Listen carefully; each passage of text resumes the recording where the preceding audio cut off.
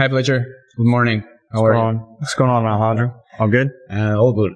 Yeah. So we're here at Cabo del Sol, a beautiful house, and we are going to discuss marketing. What's the point of marketing? I guess it's the main point is generating leads, right? As an agent, would you agree with that? Yeah. So for me, marketing is really just making sales easier, right? We've gotten together to do a couple events and just noticed that one of the biggest things is for real estate agents is generating leads. And we went through like a boom period similar to what was happening in the United States. You didn't really have to work. You just have to put up a sign and wait for the leads to come. And because, the pricing was right, people had money, it was low financing. Anyway, when those environments go away, the people who can market themselves or their properties are the ones that stand out. So I think that is a huge differentiator between, the top 20% and the rest of the market. I think I've heard you say this before. You, in your estimation, 20% of the agents make 80% of the sales, no? So you think those 20% of agents, what sets them apart is that they are good at generating leads? And if so, what does that mean? What does it mean to be good at generating? No. So I think that 20% of the market sells 80% of the product. Yeah. Or you could even say maybe 10% sells 90%. So okay. I think 80-20 is conservative. What I'm saying is there's a lot of people that fall within that top 20% that are established, that are just go-to from decades of work, right? And what I'm talking about is mainly people maybe in the last 5 years, right? And they got in because it was a hot market. So what I'm saying is a lot of those 20% don't necessarily, they already have a system in place, right? And it's not necessarily marketing. A lot of it is word of mouth, referrals. But I do think even somebody who's new and hungry can steal market share from that person with marketing. So I think it's critical if you want to become in that top 20% to be able to differentiate yourself. And I personally just think real estate content for marketing, which is what we're going to get into, it's pretty bad. So if you just do consistent marketing and speak to an audience and provide value, I think you can stand out. And whether you're in that top 20% or not, you can get there. When we talk of marketing, it's a very broad subject, no? There's a ton of different types of content, different platforms, different ways of doing it. What exactly are you referring to when you talk about content and when you talk about marketing? Well, I think it's the same thing, right? Content for me, we'll focus on basically organic social media, which is how I get pretty much all of my clients, right? If you're talking about, going throughout the history, it was newspapers, radio, TV. Since social media, it's really democratized advertising and marketing, right? So it's just where the attention is right now is on social media, right? Mm-hmm. You're not running ads on TV to get clients to come. Maybe some people are, but that's not really an effective way to do it. So I would say social media is the avenue. And if you look at anybody who's doing well here, it's social content, organic content. That can be a variety of different things, right? Depending on what you are or what you're comfortable with. That could be the written word. That could be audio and podcasting. That could be video. Whatever it is that you are doing to provide value, to get attention on what you're doing and get your message across to your potential clients. The main thing I think is to start out. I don't know what you think, but let's think of someone who's just starting out and has very little content out. And then they start doing it. They start, let's say, videos. Now they start putting out videos. A few months go by and they get discouraged and they stop doing it. But I've heard remember you recommended this book to me by Gary Vee, his newest book. And he says, to start out and build my YouTube channel, which right now has millions of followers. I had to put out content every day for 18 months. And then I started to get just a little bit of traction. And you mentioned the same thing, no? How long did it take you to start, getting attention, getting those follow-up calls from your content? Probably about a year, right? And that's exactly what the issue is that you'll see people, they'll do something for 3 months, right? and they don't get results. And like I said, I didn't get results for an entire year, right? I think that comes down to like wanting to do it, enjoying it, you know, having a way where you're not having like a camera crew with you, right? You can just pull out your phone. It doesn't have to be some production, right? But everybody has an excuse. They're either worried about what they say, people are going to attack them. But there's all this fear that's really between your ears right here. And that's what stops people. And then on top of it, you just see like people just want the quick fix. For the past couple of years when it was a boom market, you didn't really have to do much. So they're used to that. So they're used to putting in a little amount of work. I have an agent right now that is like doing exactly what needs to be done, and this person is reaping the rewards. I've literally done the exact same thing with somebody before that, and they had better ideas. And I'm not saying I'm right? But they had better ideas. They were going to do this, go in this direction for 2 months, and then go in that direction for 2 months.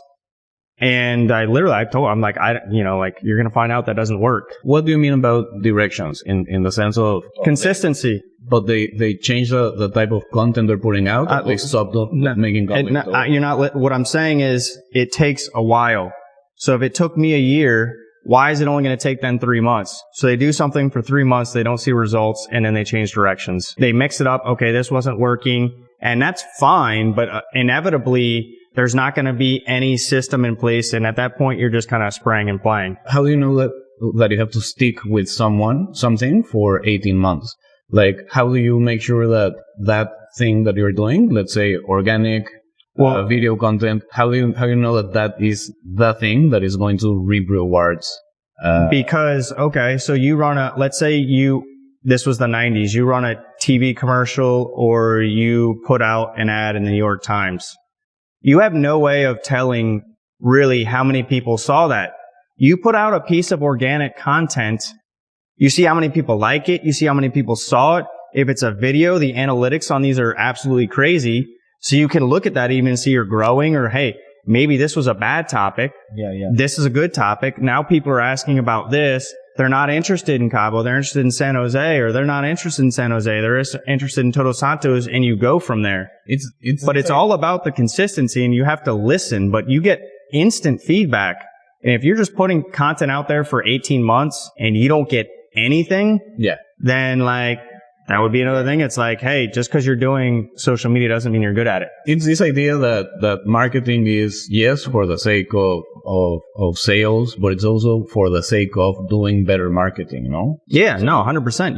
It's all about experiment. Like, so look, I used to write articles. I'm not going to say I'm bad at writing. It was just time consuming.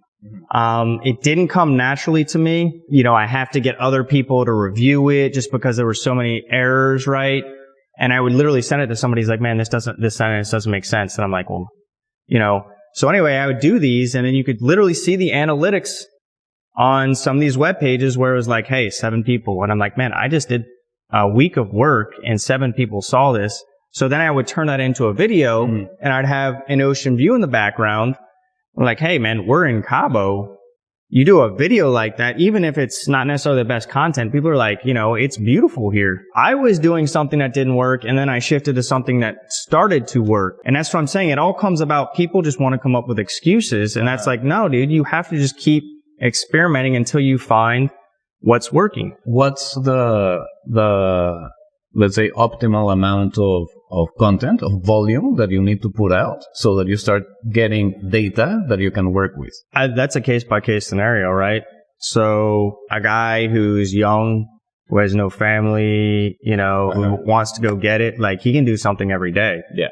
Right? You have to keep it within perspective, right? And that's why I'm saying you don't want to make it complicated. You have to have a system set up to where it's super easy. Most people that ask that question are not doing enough. So like if someone, hey, how much am I doing? Like you go look at what they're doing and it's like 99% of the time they're not doing enough, or they got lazy, or they're just literally doing what I would call commodity type content where you're just, if there's 1,200 agents here, you just look like another agent. Why would somebody work, if you're just showing properties and you're trying to sell people? So people don't realize like 3% of people are ready to buy right now. 7% of people are open to buying, right? So that leaves 90% of the audience who would be watching this video. that are just kind of curious. Yeah. If you are just putting out content to try to sell people right now, you're only going to resonate with maybe 5% of the people. So why don't you put out some information, some value, and see what's hitting and what's not, right? It's all an experiment, man. Like some people might start doing, they might do the opposite of what I did. They might start doing video and realize that they're super uncomfortable. They don't like it. And then they start writing and they get good at writing and they can express their points there. Yeah. On LinkedIn, for example. LinkedIn's a great platform. So that's one part of the strategy, look at the data all the time and produce enough volume of content so that the data is actually meaningful. Another one, and I thought about this because of what you were saying of the 3%, the 7% of people. So how important is to segment the audience for your content and how do you do it? That's a really good question, right? So there's kind of two things here. I'd say like, who is your target audience, right? And then really, what is your specialty? Okay. Right, what's your niche? Most people that come to me, they've been in the business for a minute, right? Mm-hmm. So I would simply ask them, I say, who is your best client? Like, who have you worked with in the past 3 years that was like awesome? They loved you. And like, hey, if you could get another one of Brian, would you do it? And they're like, yes. I'm like, okay. So for example, we were just out at Diamante yesterday. There's a guy who hasn't bought yet. And all my golf I know he's going to buy. All my golf content is literally to show him that I'm personally living the life that he could live when he gets this house that he's going to buy. That's not necessarily for him. Maybe somebody else from a different state sees that and they're like, damn, that's a cool ass golf course. Like, I'm going to do it. But my whole point is you need to at least kind of try to speak to an audience. Because if you try to market to everyone, you're marketing to nobody, right?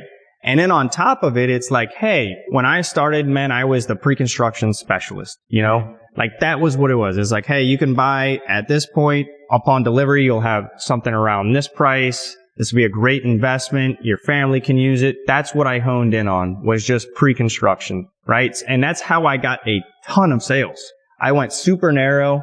So they say the smaller the bullseye or the bigger the target, How narrow? That depends. I don't think you can really go. So look, if we're talking about a piece of content, right? Why don't you go narrow and see what happens? The worst thing you do is put out a piece of content and then nobody watches it. And I actually enjoy that. Because, a lot of times I'll be like, man, I'm not going to post this video. Like, it's either too much or like, I think the people that like, they might piss this type of person off. And I put it out there and it just blows up. And then there's other content that I put out and I'm like, man, this is gonna like resonate, like people are gonna be, and then I can see, like I can see the analytics and I'm like, man, this was bad. That's why I'm willing to fail. But at the end of the day, what is the risk? What did I lose? I didn't lose anything. But see, a lot of people in the beginning, it's a battle for attention to a certain extent.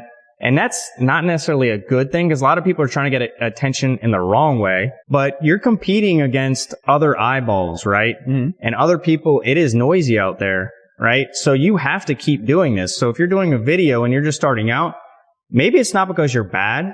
Maybe it's because you just haven't found your message. The more you put it out there, the more feedback, the better you're going to get at it, right? Mm-hmm. So let's go back to the segmentation of the audience. So let's think of this person that will buy a Diamante. Let's call him Jack.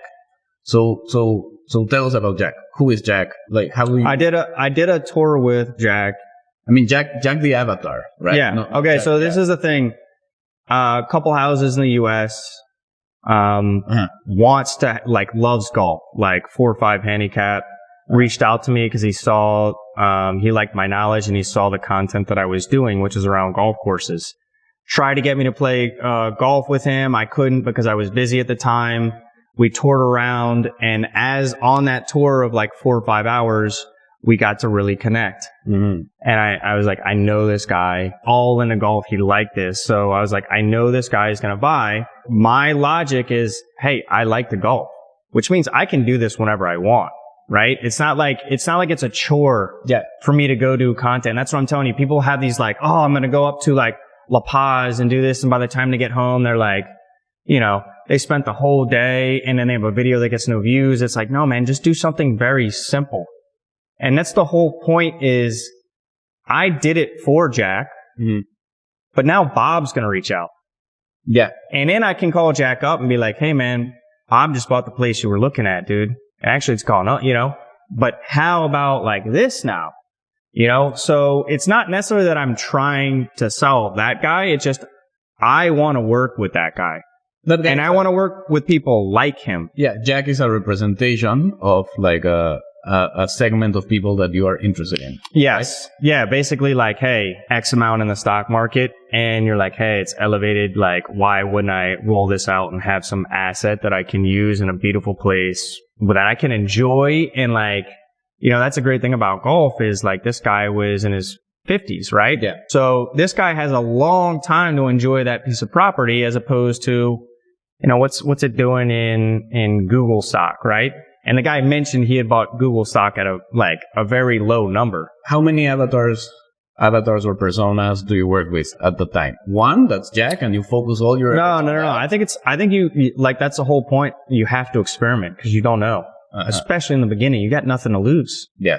And then here's the other thing too is we talked about let's call it the top 20%, right? There's a lot of people that are sitting on a pedestal right now and they're not really doing much because they say, hey, I got all this business. I get all that. At the end of the day, if it's just like referral based business, those people that are giving you like referrals, that's not their job. So it's not like they're going out of their way on a daily basis. They wake up and like, oh, I gotta get Fletcher another referral commission, right? Look, they're not necessarily. I don't think a lot of people, and like that's the wrong logic. I'm not even going there. I'm saying is that if you think that's going to keep you on top, I can tell you a couple agents that'll, including myself, that will take market share from you. So like marketing is an ongoing thing, and like people can get lazy, and that's where people start doing this like vicious cycle where they get a bunch of leads coming in, then they service those leads, and then it's back to an empty pipeline. And it's like they just can't stay consistent. And that's what I'm saying. Just get a system in place where you can do something. If not, and that's why we are putting this course together, because I've seen it. Yeah. And the reality is that the type of person that I am talking about falls within maybe 30%. I try to push video on a lot of people, and I'm telling you, they either don't do it, or they start doing it for 2 weeks, they start doing it for 2 months, and they stop. Another great example is I have an agent. She takes care of clients. They love her, like always say great things, but there's zero marketing. So as soon as like these sales are done, it's like twiddling your thumbs. It's like, what's next? Exactly. So this course that we're putting together is a step towards having agents really focus on what they can control. Like you can't control interest rates in the United States. You can't control the ups and downs of the market, no? But what you can control is what are you doing for yourself in terms of marketing? That's one thing that you can control, and will probably give you lots of rewards. That's one of the things. So look, the cream is rising to the top. Okay, so you have a lot of people that are coming up with excuses. And look, I think it's a tougher environment, right? Like a lot of people, we have a big election coming up, and I think a lot of people are kind of holding tight until then. What I can tell you about myself is like I got a tour in this place right when we finish. Yeah. And then I got a tour the next day here, But furthermore, I'm pulling in basically at least 2 leads a day just from my organic content. And I was telling the guy who I'm helping with marketing, who's like listening, and then he's doing his own thing, right? Like coming up with better ideas than I can do because he knows himself, right? So I'm not saying like what I would tell you. I'm just saying like, hey, getting a game plan in place is a huge thing, right? But at the end of the day, this is what I told him. I said, look, right now, when that tide does turn, it's gonna be like the slingshot. Yeah. And I've seen it before, and all the people that were twiddling their thumbs and coming up with excuses, and then the people like myself are going to be like, calling up other people to help out. Be like, man, I got overflow right now. The type of content we've been talking about is organic content. I just mentioned that word again. Do you run paid ads? So literally for the first 4 years that I did organic content, like I never ran paid ads. And I did that like on purpose. I've just recently like started experimenting. We've done it at a company level, but not on like my personal content level, right? So I've started doing it just to experiment. And basically it's quite simple. I put out content at scale. Yeah. Right? So the platforms that I like for myself are LinkedIn and YouTube. Okay. So like YouTube once, twice a week, depending, right? LinkedIn probably 5 times a week. And it helps me get my idea down. Now I can see very quickly what resonates and what doesn't. So if you're looking to do paid, which I don't think is a bad idea at all. No. Organic is a great way to gauge that. Because you can see like, hey, like this got 4 times the usual. Why don't I just put like a week behind it? A little bit, maybe. Yeah, or it depends. It depends. Like once again, it depends on the platform. It depends. Like I'm not running paid ads on LinkedIn or anything like that, you know. But I think that all depends. But you should certainly get to a point, and that's why organic is so good because it's the creative. And when the creative gets good, then you can talk about boosting that. And I think something that it's been here for many years, but not everyone understands, is what they refer to as the TikTokification of social media. No, so before, let's say 10, 15 years ago, social media used to work like email marketing. So you had followers, you had subscribers, and then you put out content, and a fraction of those followers would see your content. But in the last few years, what's happened is that it's all interest based. No, so people are going to see your content if they are interested in your content, whether they follow you or not. I'm not saying that followers are not important; they are. But what's most important is if people find your content interesting, and this interest algorithm also plays into the paid ads, not just because you are paying for an ad and segmenting it, will it reach your desired audience as effectively as if you are really putting out a piece of content that is actually interesting. The playing field has never been more level. Exactly. So like let's go to the 90s. You know, was it like radio and TV? Like who was really running ads on TV, man? You had like CBS, you had these these gatekeepers, right? And it was very high cost. Then we get into what you're talking about where it's like, hey, you know, somebody like Kim Kardashian, I'm asking, you know, like 40 million followers, and then people would use her as an influencer and pay her. Now the little girl in, you know, let's call her a 14-year-old in Ohio that sings something on TikTok can easily get more views on content than somebody with 40 million followers. Exactly. Because it's all about, is it good? And by the way, if you look at some of the content that is getting that, we're shooting this on an iPhone right now. People think you got to have all this production. And I'll tell you, this house that I'm in right now, we had a drone flying through it. We did all this, produced, sent off, everything. And then I walked through with a camera. Which one do you think got more views? I guess the camera one. Like, dude, and it's without fail, like 3 times more when I'm giving my personality, my thoughts about a property. So everybody thinks it's got to be like this perfect thing. But if you look at all these, especially on like TikTok, which essentially is just short form vertical video, right? That's Instagram, and that could be Shorts, you know, any YouTube Shorts, any of this stuff. It's just getting your message across quickly. But if you look at some of these pieces of content, they're not super produced. You know, and something like this, just chopping up like podcast clips. So like everybody makes it so much more difficult, and then they're worried. They're worried about, like, dude, I get people that say nasty things. It's kind of like the teacher. I've heard it described this way. The college professor. The students that you want are in the first row, right? And then maybe the some behind them. The guys in the back that are shooting spitballs, like those guys weren't gonna work with me anyway. So like they just help me save time by not trying. Because then when you get to a point where you do have a lot of people reaching out, then the discovery process of figuring, hey, is this worth my time? You know, because you don't want to waste your time or somebody else's time, right?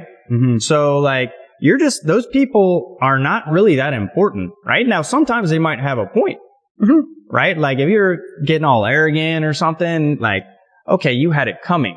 But at the end of the day, like nobody's like not going to work with me because I have a crooked tooth or I stutter sometimes. You know, they're probably going to work with me because I resonate, my message resonates with them. They trust me. I'm honest. For example, a resume, man. If I sent you my resume, you'd be like, man, who is this guy? Yeah.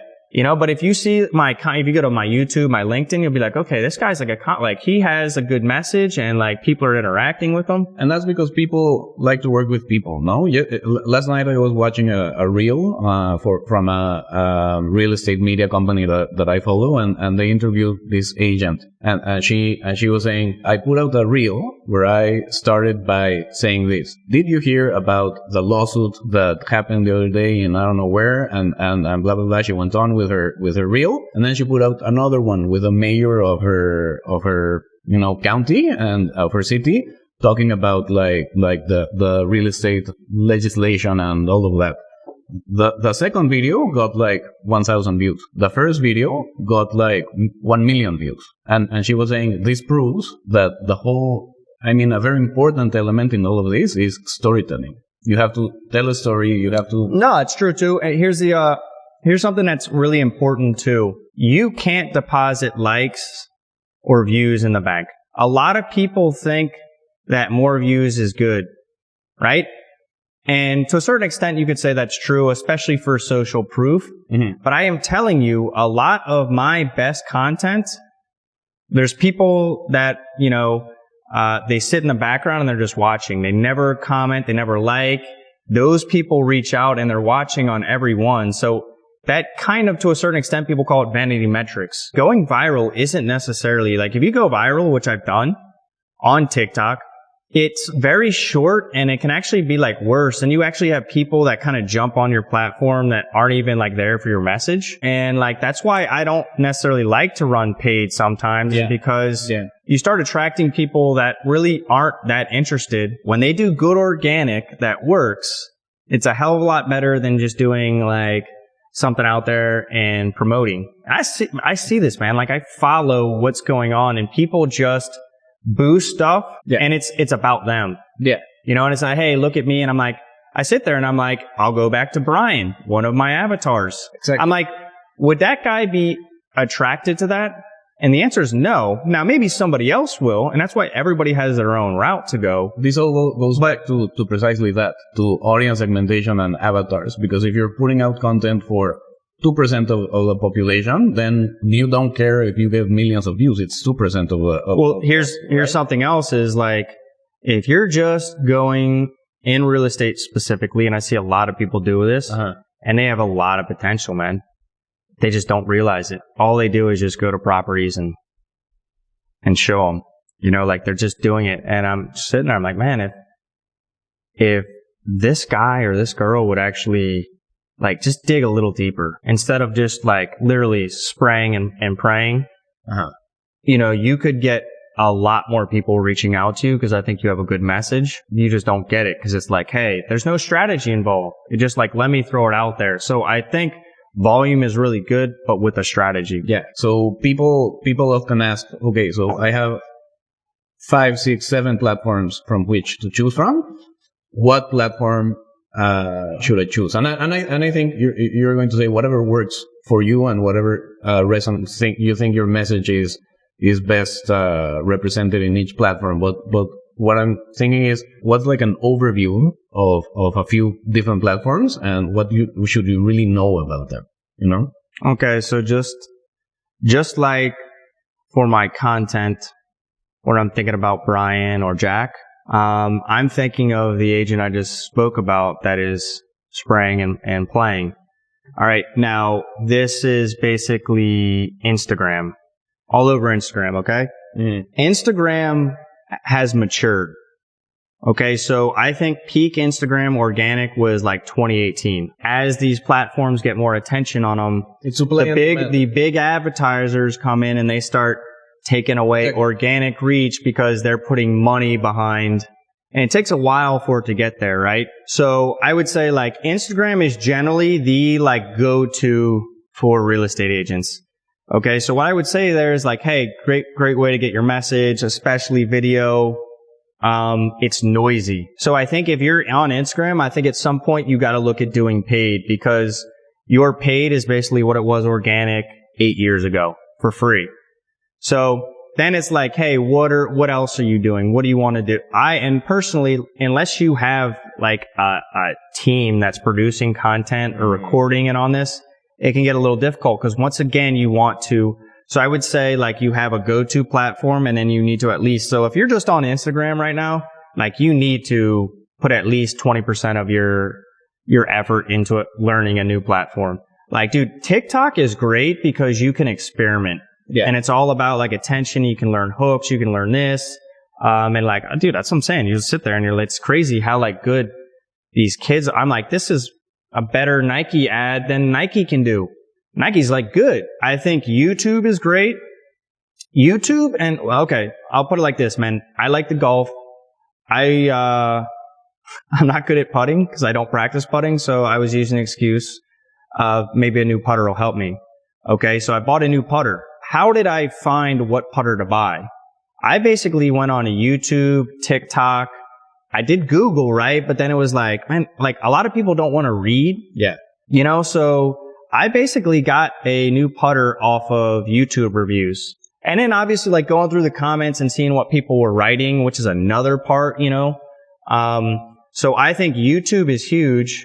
So Instagram is kind of, I think it has a shelf life to your post, right? Where if you do a good piece of content on YouTube, it can last for years, right? So here's a question. Should you choose the platform for your content based on what you are more comfortable with? Yes. Yes, or based on where you think your audience is spending their time?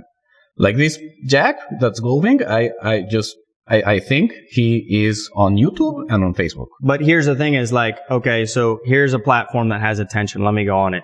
Uh-huh. Or verse like, here's one that you like. If you go to the one where you think the attention is, and let's say it is there, but you don't like it and you're not going to be consistent and you're not going to like dedicate yourself, then you might as well focus right here. That's what I'm telling you, man. These people fall off so quick when they don't get results. That's what I'm saying. Like the golf stuff, man, like I like it.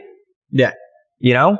So go into like like sitting down with somebody and really picking their brain about like the market. I like doing that, man. Cause like I'm asking questions not only for my audience in mind, but like I want to learn it too, you know? So I think you have to have some type of curiosity. Yeah. If not, like I'm telling you, man, people just see through it, you know? So that's what I'm saying. I look at this and the good news is the bar is set very low, especially right now in a market where you need to do more work. So I think you can really stand out, and it's a great time to, I would say, steal market share of attention. So I think you got to look at video. I think, I was kind of down on written word, but like I think some people are really good at written word. And if you're good at writing, you should get on LinkedIn and just get your message down. Like, and just do it on a daily basis. You don't have to write an article. You can write like little pieces. Video performs very well on LinkedIn too. And it's like that's a weird algorithm, right? But still, once again, I enjoy it because I'm like, man, I've connected with, people in London. Like I have like weekly conversations with people in California, just from LinkedIn, man. So, but once again, if you're not doing, that's a lot of like B to B, but I've had a lot of developers reach out because they see what I'm putting out and they're like, hey, this guy's not really like an agent. This guy's like an investor, kind of like developer mentality. And he's like breaking down the numbers and stuff.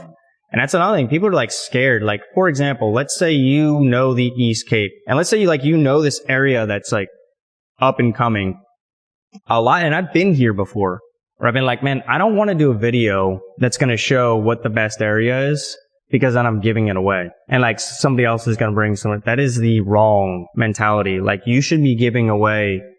It's the implementation that really is charged for. Like ideas are a dime a dozen. So like you need to be giving your perspective on and showing like hey, I like this area because like this area is too much or it's expensive and right here's up and coming. Mm-hmm.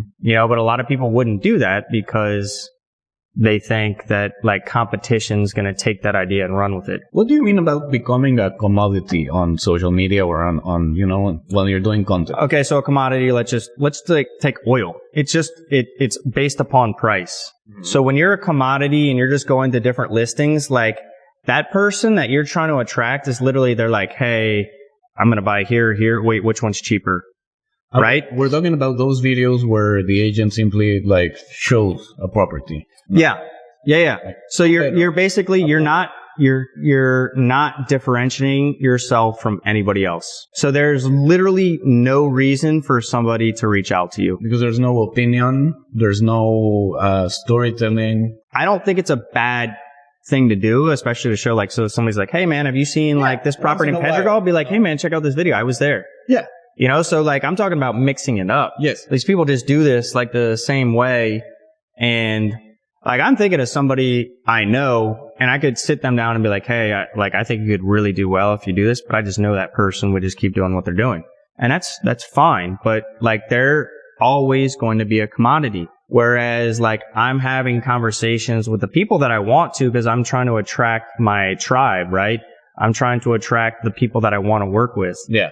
You know, I've had this too. Like, so for example, I broke out in pre-construction, man. Okay. You know, now there's like, dude, the pricing on that has gone up and a lot of people want to stay, right? Like your content should not only attract the people that you want to work with, but it should also repel the people that you don't want to work with. Now, when you're starting out, like I'm not saying to do that, but I'm saying like you'll get to a point where that becomes more of something that you need to start thinking about too.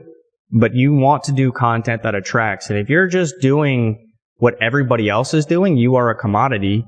You are really not that important. Yeah. And I'm not saying people can't be successful like that. I know I couldn't be successful like that. By the way, like I got hired in my current position from social media. Yeah. They're like, hey, we're going to need a resume. And I'm like, man, like, why don't you just look at like these social accounts, you know, or like these testimonials, you know? But I gave them they looked at it, they're like, okay, this is not like College of Charleston, like you sent them 2.4 GPA, like this guy's not that impressive. What's that? Yeah. So anyway, like organic content, and this is what I'm saying, like we're going deep in this. Like we're not gonna cover all this, but you get into pain, pleasure, like the post content strategy. We're putting this together, and why? Like I like marketing. This guy I was with yesterday because it's fun, right? No, it's like what's what I'm saying is like the bar set's so low, and like I'm going so deep into this that, and like people don't, you know what I mean? Like most people don't see like through that lens, and it's fun. So I'm like, hey, no, we're gonna do this, and they're like, why are we gonna do that? And I'm like, hey, you know, like we did.